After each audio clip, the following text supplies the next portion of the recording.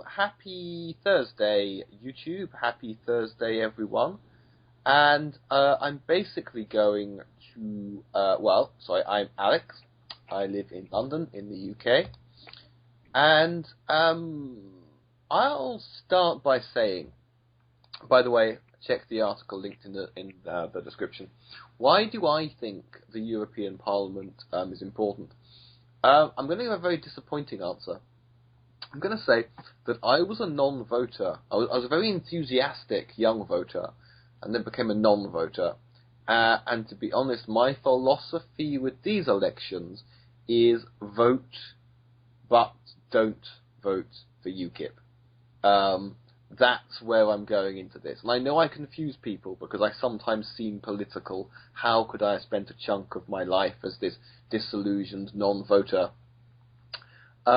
And to be honest, while I may rethink this, I'm pretty much only in this not because of anything I'm pro, not because of anything positive, but because I just despise UKIP, or I might even have not really noticed that my ballot paper had arrived in the mail. You may not like this, but I'm going into this with it's not that I'm voting for someone, it's that I'm not voting for UKIP. And some people might say that that's not necessarily the best attitude, but it is perhaps an understandable attitude. I have, however, at least become interested again. So somebody could say that I've made lemonade out of lemons, whatever. But Zianu, what do you think is like the most important thing? What your personal favourite? Why are these elections important? I think the European Union is what we make it, and the world needs a European Union that is by the people, for the people, and can be a democratic force in the world. Aha, succinct. And Gunderson? I guess my answer was thinking more about why the EU itself, as opposed to the elections, is important. That's fine. Because basically it makes, member states don't have to pay for importation taxes. Basically, they only, for products that are exchanged between them, and they only have to pay for the product itself, unlike non-EU members, which do have to pay importation fees. So basically, vodka goes, if we left the EU, like UKIP wants us to, vodka goes from being 15 quid a bottle to 35 quid a bottle. Wow. And other such things. Okay. Fratis? There's a lot of reasons why this election matters. I think to give the context why it really matters, this election matters more than other elections, is things are changing in the EU currently. We're currently at a point which I'm going to call a tipping point in the European election, as in that very certain things are changing. Like for the first time since the EU has been founded, the president of the European the president of the EU Commission won't be voted in by people behind closed doors who are leaders of the nations for whatever reason. This time, it's going to be voted in open and publicly within the parliament, which we have voted. So it's a representative of the parliament, which will be an interesting step forwards. That's really important. So even let's say you want to vote for some party that might not get lots and lots of seats, it's still an important vote because you're going to decide who's the president of the commission, which gets a lot of the work for the laws and what direction the European Union will go in the future. Will we stay a force of peace and unity, or will we break apart like the Eurosceptics want? Will we stay a confederacy, or will we going more through a federal republic? These are all questions we're going to decide in the next 5 to 10 years. So voting in this election is very important for me. because I feel that, I want to be part of that debate. I want to decide how my nation will further, integrate in this union. And if you think the European Union doesn't matter, I'm just going to say that I don't think any European nation right now will matter within the next 50 years if we don't start, sorting stuff out as Europeans. I don't think Germany will continue to matter, and a lot of nations, especially England, are starting to feel that. At least economically, England doesn't really matter all that much anymore, and is losing in over the last couple of years, has lost in prestige and points on the world stage. So the question is as Europe, can we continue to matter, and do you want to continue to matter? So I think for me, the European election is very important. I'm going to ask a follow-up question on that one, because Germany, as I understand it, is still a superpower. And a couple of years ago, and maybe you can verify this or not, I actually read, and this was even on a front page, but I can't remember what the newspaper was. The moment I thought that Europe was fucked was when I read that the Bundesbank had started printing Deutschmarks again. That's when I went, oh, well, if Germany aren't into the euro, then that's the end of the euro. I know this was a few years ago, and I'm wondering if this is actually true now, but I think my reaction is understandable. A, is Germany still a superpower, and B, did you start printing Deutschmarks again? Well, to question one, yes and no. In an economic sense, yes, we're economically speaking, one of the strongest nations in the world. Economically, we still hugely matter. It's why we have such a strong and prominent position in the European Union. Is because we economically still matter in the world, and can still dictate, even to countries like Russia, have to at least keep their peace with us in a certain sense, because we're economically still very important to them. So in an economic sense, yes, we're still a superpower. In a military sense, no, we've never been a superpower. Well, actually, we were a superpower for a very short time, but that didn't end too well for my nation. And I know, as far as I know, the Germans haven't stopped printing. They stopped printing Deutschmark in 2001. The current head of the German bank is he has a complicated feelings for Europe.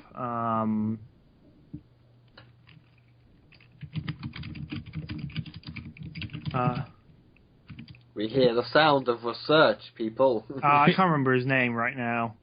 I can never remember his name. He's actually no. But yeah, basically, he has a complicated thing because he has a bit of a different position in finance than the current head of the ECB has, which is Mario Draghi. I like Mario Draghi's approach, and I don't like the position of the basically the German representative, who is super conservative.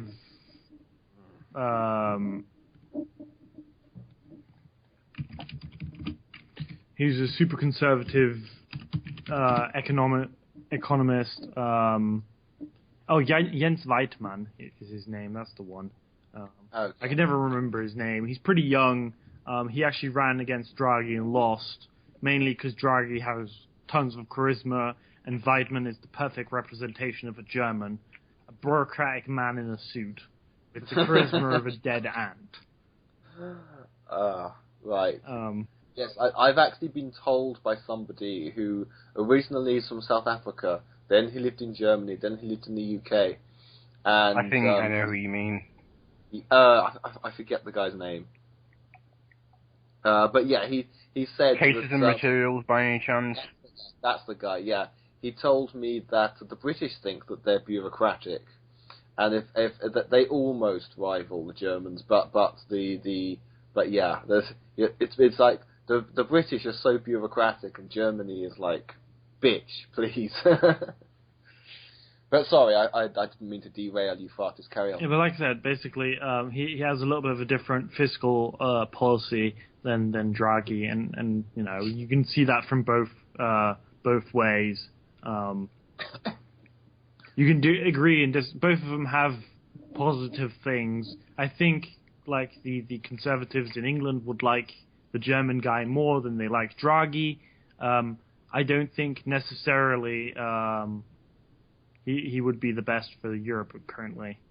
Draghi's been quite good for Europe, even though it surprised me a little bit. But yeah, basically, I hope Europe can grow together more and keep going down the way they are. Yeah. Okay, and we have a token non-European. Koki, do you have any insights into this? Well, first, I want to applaud everyone's maturity for not saying anything when Fratis said Germany and dictate in the same sentence. I didn't notice. Also, just a reminder that today is indeed Thursday, and that's totally not false. But I guess one of the big concerns for me, as someone who's totally not going to vote due to geographic difficulties, is climate change and how this is going to be addressed. You know, there was a UN conference that wasn't too long ago that was suggesting some changes in the infrastructure, you know, a push towards nuclear, but also efforts to, I guess, store common carbon emissions. And you're going to need facilities for that. You're going to need an infrastructure for that. You're going to need laws in place if we want to, you know, basically stop the planet from becoming a total mess. And so on that, we need, you know, people voting for the right people, putting them in office that they can come up with good international laws, particularly when it comes to transportation and whatnot. So, yeah, I would say that's what's especially important about these international multilateral organizations and why who's in charge matters. Mm-hmm. Yeah. Definitely true. I'll open up the floor. Does anybody have anything to add at this point? I think Fratis' answer was the best. I really didn't have anything to say. I have one thing to add. Zenu? Yeah, we have been talking about being a superpower or not, but that's not really the issue. The issue is how much of a superpower, how strong. As it is, the world has one superpower period, and that's a rather problematic structure. USA is somewhat democratic. It could be better, could be worse, and it can become much worse if we're unlucky. But Russia is on the rise, and we need a third option. China is on the rise too, but China is totally undemocratic, and Russia is very much in that direction as well. If we could have two democratic superpowers in the world, two really strong democratic superpowers in the world, competing with each other through democratic means and cooperating with each other on issues on democracy and so on. We need a European Union that is much stronger and much more stable and much more unified than it is today, and is much more democratic than it is today. I'm going to counter that and say the European Union is the European Union of when I went to the school, or even longer ago when Alex went to the school, was a completely different European Union to what we're seeing today. We're changing. The European Union is consistently changing more and more towards a democratic thing. I think as a counter to that is it's not how much of a superpower we want to become or how democratic we are. First of all, we're moving towards democracy. When the European Union started, when me and Alex were a bit younger, it was unrecognizable from the European Union we are today. Now we have a parliament which is gaining ever more powers. like this time they will be voting for the president. So we have an indirect vote for the president. The democracy, measures of democracy are going up and up and up, not down in the European Union.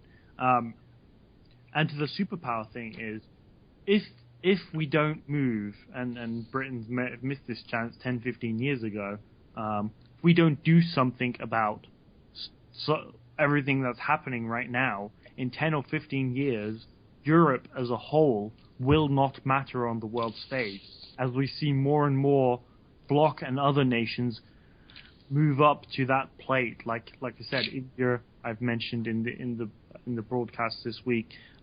China's been mentioned, Russia resurging, America. I'm going to mention South America, a lot of South American nations. Brazil is another one, which is very much in the coming.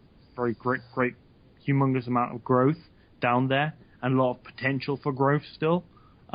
If we don't act as nations, we will not matter within 10, 15 years. We will be irrelevant on the world stage, or irrelevant in the sense of broader politics and decision making. So yes, I think that's a very important thing to say, and I think democracy-wise, yes, there's still a long way to go, but we're on that road.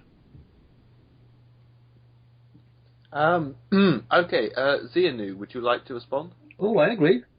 Yeah, I mean, we are moving in the right direction, but we need to continue in that direction and encourage it as much as we can.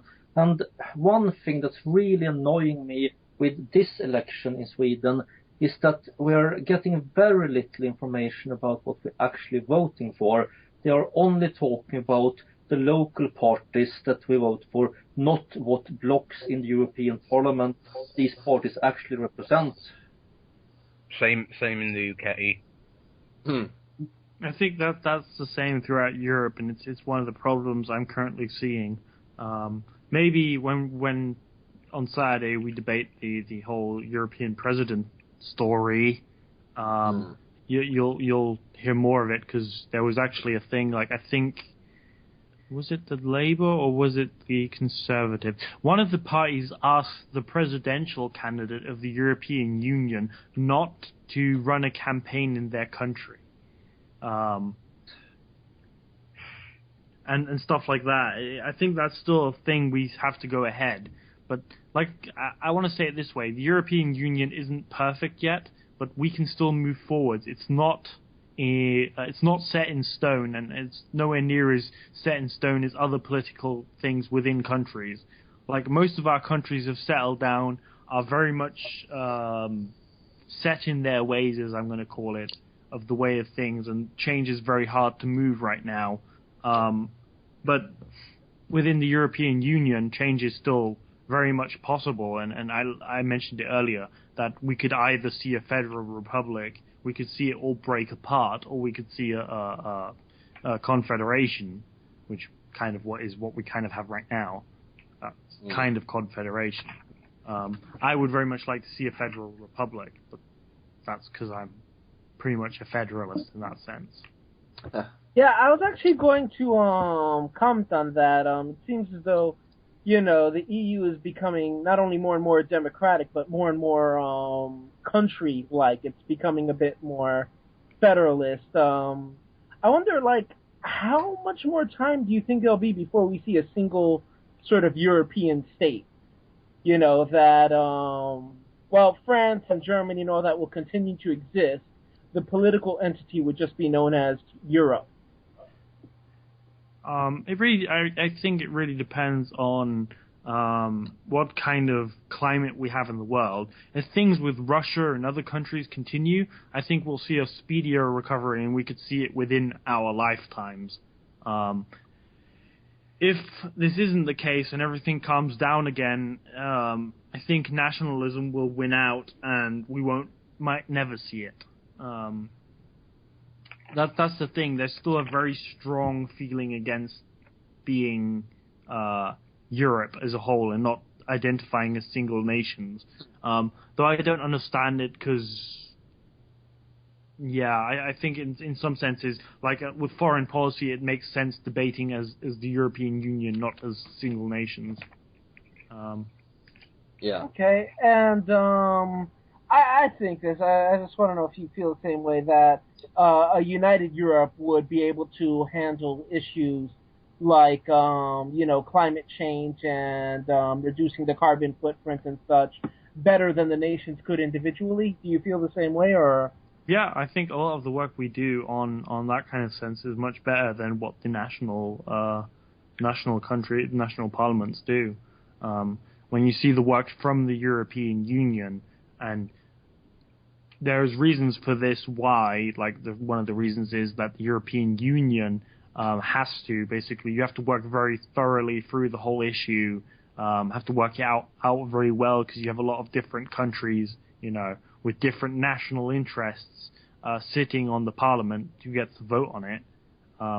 You don't have people from Germany who are very pro-industry, but you also have people from countries like, what's a very anti-industry country? I don't know right now, but you have countries with very different national interests and national feelings working together. So you work through the issues much more detailed and often come out with better results than the national parliaments do. Yeah, and actually, this reminds me of something Alex said earlier, and I'd say that in our voting system, first past the post voting, it should go without saying that you're not voting for the winner; you're voting against the worst people. Which, is true. It's our civic duty to keep the worst people out of office. Yeah, but with that, you're already steering the nation towards what you think is better than alternatives. And I mean, with a lot of countries, as far as I've heard and read, I've also heard from this group, is that for this election, not everything is first past the post, which is nice. I actually hate that. I think, we use, for most of the UK, we use party list PR. And I don't think most of the EU users, is there anywhere for the EU elections that uses first past the post? I have no idea. Let me go have a look. But yeah, fuck first past the post. I hate that voting system so much. Well, we were offered an alternative, but it was shit. No one understood it. No, everyone thought Nick Clegg supports it, so it must be shit. Which, yeah, okay, it just goes to show Nick Clegg is basically just David Cameron's PR meat shield. To be honest, I actually kind of like the alternative vote, but yeah. Oh yeah, I like AV. Well, it didn't work in Australia. Australia tried it, thought fuck this shit, and went back again. Fucking hell, really? Back to first post. Yeah, they didn't support what we call AV. They tried that in Australia. They didn't like it. Really? Because of all of like the possible voting systems, alternative vote is what appealed to me the most. There are different AVs. I mean, this option, I can see a flaw, because if you can go first choice, second choice, third choice, fourth choice, somebody could somewhat agree with a party like UKIP, for example, and put them as third or fourth option. They could get in on the third or fourth option. So I do think that problem exists, along with the fact that also a lot of people voting on AV didn't understand AV. It wasn't presented in the way that people got. Well, I mean, the anti-campaign had a lot more money behind it and a lot more publicity.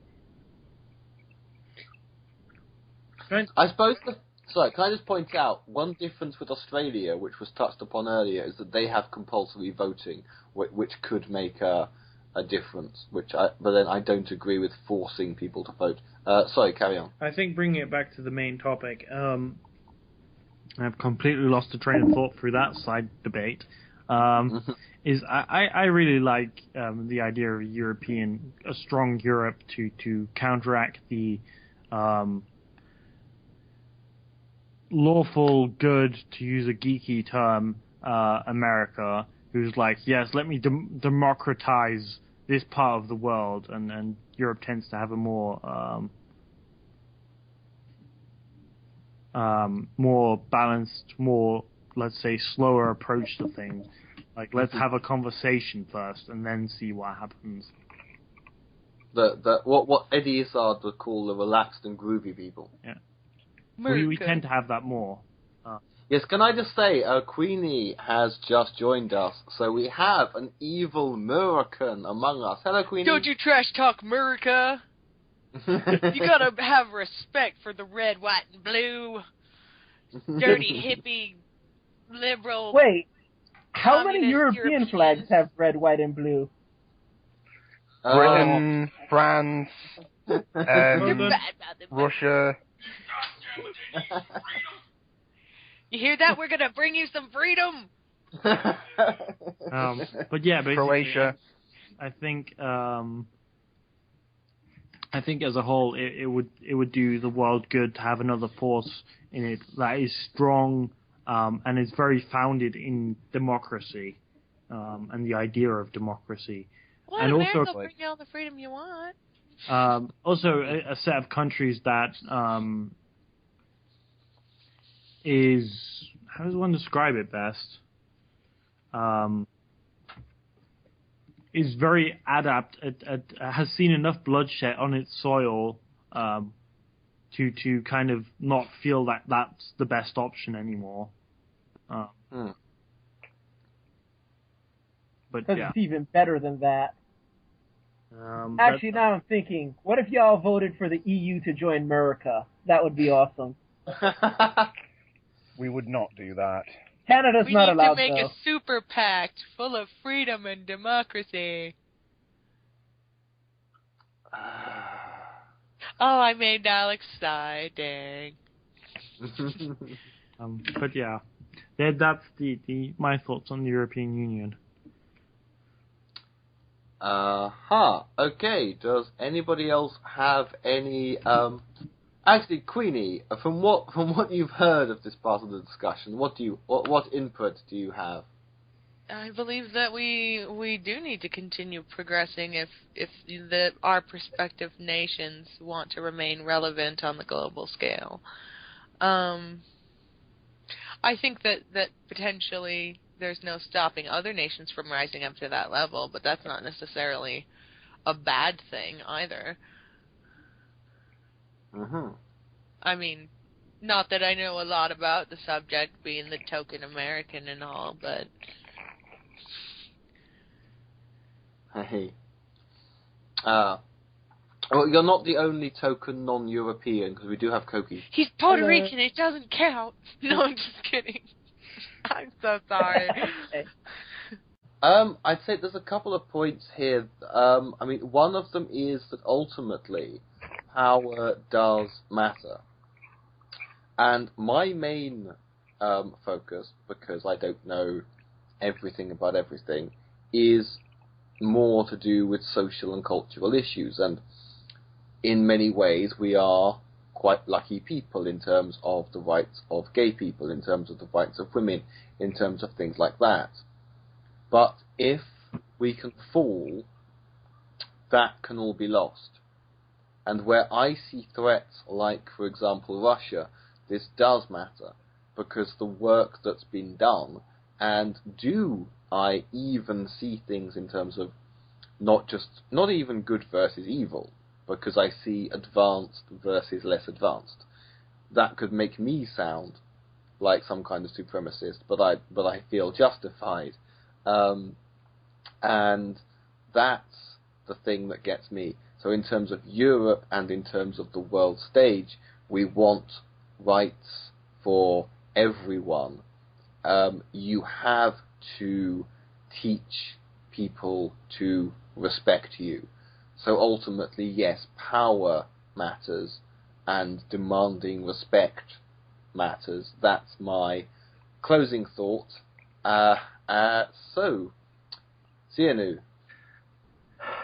My closing thought is that united we stand, divided we fall. That is true for Europe and for all of mankind. Bringing Europe together is a big step towards a more unified world, and that is something the world completely needs. If we look at the growing fascism, it's all about dividing the world into ethnicities, with suddenly everyone who speaks the Russian language by definition belonging to Vladimir Putin, and everyone of another ethnicity belonging to the would-be Führer of that particular language group or skin color group or what the fuck ever. And these fascist movements, I mean, the nationalists are pretty much uniting in and outside of the European Union. And I mean, they don't want to be united with each other in the long run, but they are united against unity more and more. It's rather fascinating to see, and it's really disturbing. Indeed. Fratis, your closing thoughts? I think my closing thoughts are, if we continue down the path of more democracy and more growing together, I think we have something going that would work very well and will continue to work very well. And will, I hope at least, create great prosperity for all of us and for the whole European Union and outside the European Union. I also hope that we would see a more peaceful, more growing Europe in that sense. Yeah. In other senses, I just hope we don't fall down that nationalist streak, or we have a lot of people who feel so disenfranchised that they vote something like UKIP into power. But that's some of the worries I have, and I hope it just doesn't turn out like that.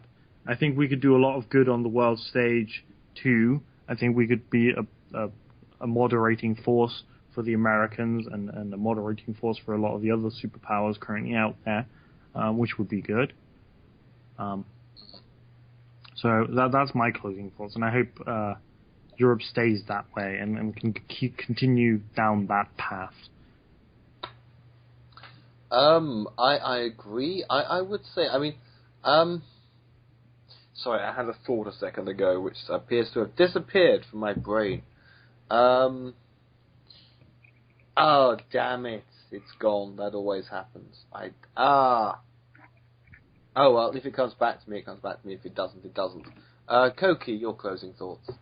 Well, I guess we're all sort of in the same boat here. I believe in multilateralism and collaborative efforts, and I think greater unity will help Europe deal with a lot of the pressing global concerns that are around today, be it security or economic or, particularly climate, is what I'm especially worried about. It's important that, everyone try to work together and be more unified and face the problems that we're seeing, worldwide, as opposed to taking things just at a national scale.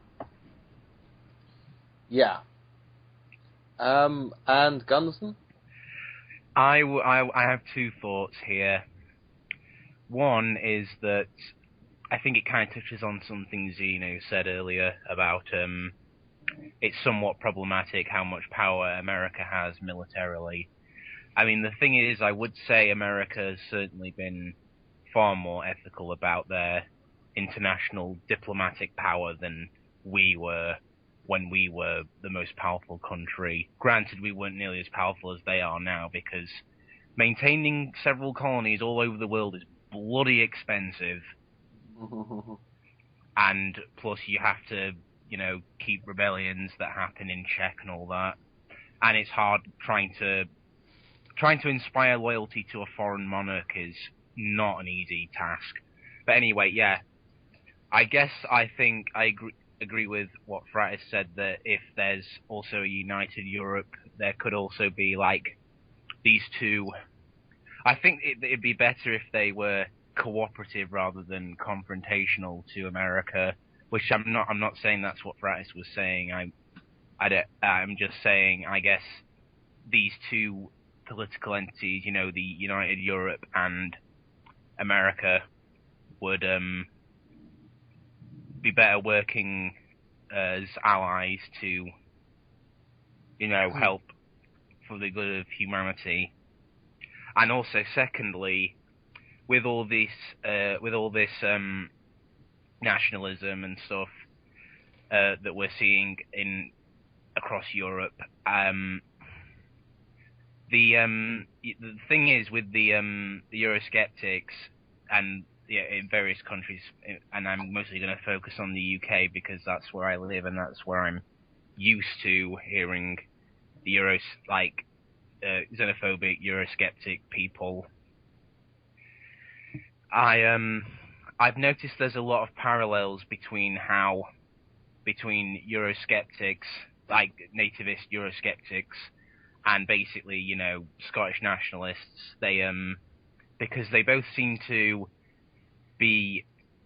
don't seem to realise what their interest is in remaining part of what they are currently part of. If you get what I mean. You know, they let cultural differences, which aren't really that big a deal when you get right down to it, take precedent over, you know, the economic benefits which they enjoy for being part of this union. And I guess it's just national. Like I guess in this case it's nationalism that actually has the potential to result in a new country being formed. But I mean, really, actually, yeah, I'm not quite sure where I'm going with this. I guess I just think that's an interesting comparison. What do you reckon? Yeah, I can see what you mean there. Does anybody have any feedback on that?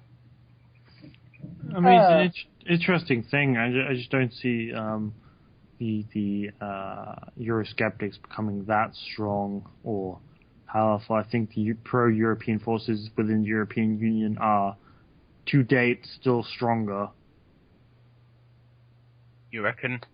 What the numbers I've been hearing, yes, luckily. Even in the UK. I don't know about the UK. I only know about the European Union as a whole. Okay, because keep in mind we do kind of define ourselves in opposition to the rest of Europe. Yeah, but that's I think in some cases, like David Cameron plays the big Eurosceptic on stage, but actually isn't a terrible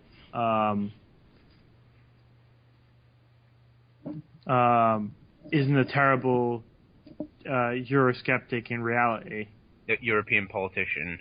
As a European politician, he's actually not terribly against Europe.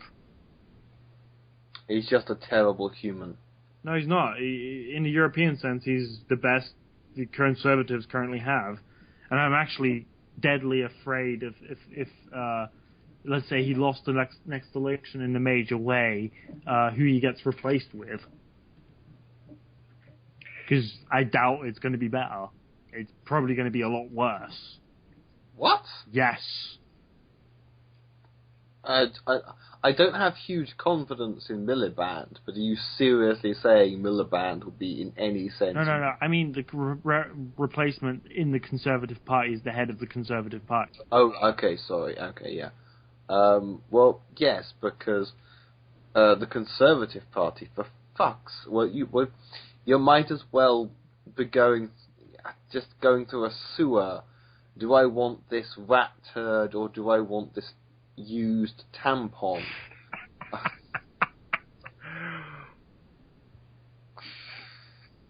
But yeah, depends on how absorbent the tampon.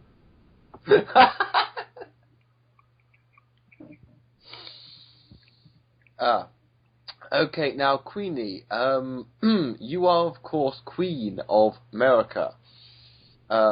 This is a big evil superpower.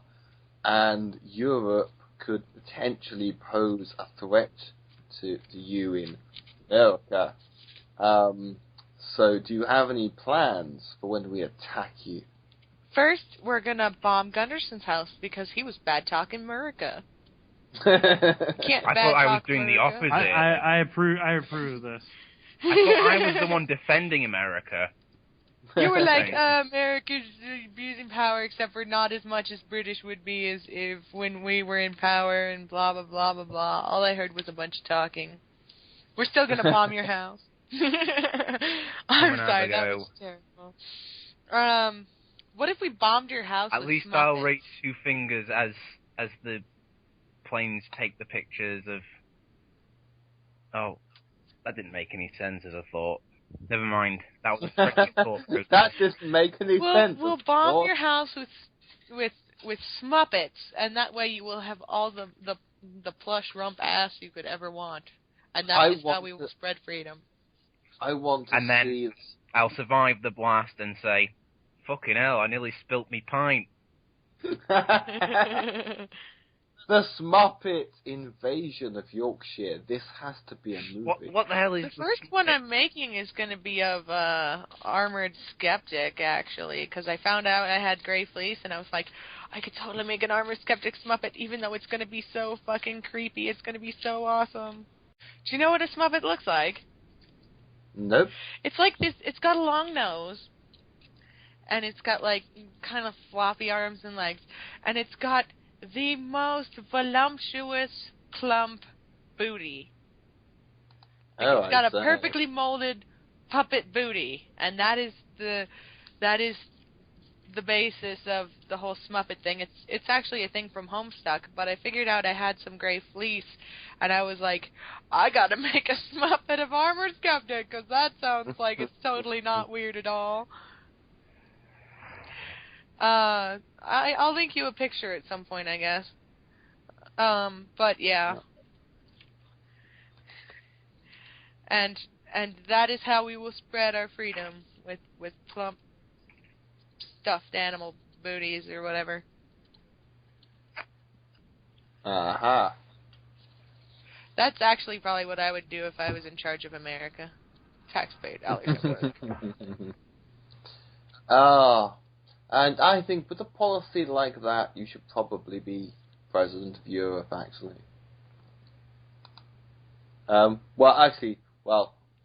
With a policy like that, you would make a better London mayor than Boris Johnson, at least. And welcome back, Zianu. I thought we lost you, Zianu. Yeah, it's technical difficulties. Aha. Okay. So, I'm going to go with everybody, bearing in mind the order in which I can see you is Zianu, then Fratis, then Koki, then Gunderson, then Queenie. So, Zianu, do you have closing thoughts on this issue and a goodbye to the people? Well, I already said my closing thoughts, so good night, everyone. And Fratis? Have a good night, everyone, and a great end of the week. Mm-hmm. And Koki? May the hamster prosperity smile upon Europe now and forever. I always actually do feel that the great hamster is looking over all of Europe and its nations. And Gunderson? Have a good one, and fuck London, because Fratis forgot to say it.